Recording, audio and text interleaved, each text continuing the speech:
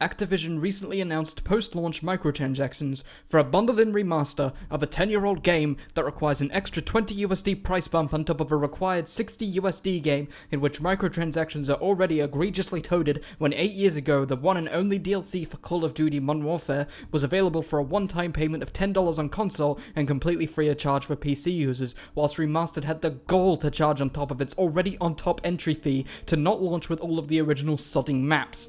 It's safe to say, Activision are obviously milking this franchise for all it's worth whilst it still can, whilst dragging the older, more established franchise value into the sodden dirt where it'll be incredibly hard to ever respect it again.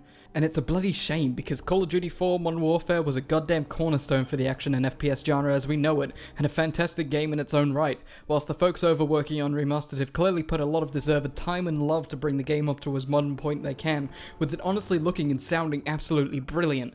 The real kicker is, none of this had to happen. The first misstep in the remaster's handling was holding it hostage to the Legacy Edition of Infinite Warfare, and not just putting it up for sale on its lonesome. I can't believe I'm saying this, but if you're gonna milk something, Activision, at least milk something in the right sodding way.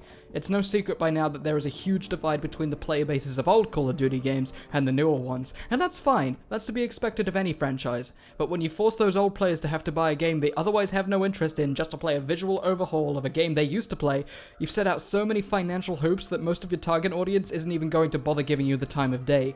Not only is it insulting, it's extremely inaccessible, requiring a pretty sizable investment for a lot of average people, which I can honestly say myself was really not worth the price. I love COD 4. I don't love it enough to drop $60 to upgrade its visuals. The idea of the game being made actively worse with the inclusion of fucking microtransactions puts me off even waiting for a sale. The culmination of this pearl-clutching behavior also gives us a sense of a lack of confidence from Activision in Infinite Warfare before its launch by forcing returning players to buy it, and in the future longevity of the remaster by trying to squeeze as much money as they can out of it today. Why do I want to buy the game if you don't think it's good enough for me to buy? To buy the game you do think is good enough, but you don't think it's gonna last. I'm not the one to blame here, Activision. You've made it pretty abundantly clear through your actions and presentations. Modern Warfare Remastered is a fantastic looking remaster that sets the bar as to what we can expect for future remakes. Whilst not quite as luxurious as the fantastic Ratchet & Clank remake, it soars ahead of even what Gears of War Ultimate strive to achieve.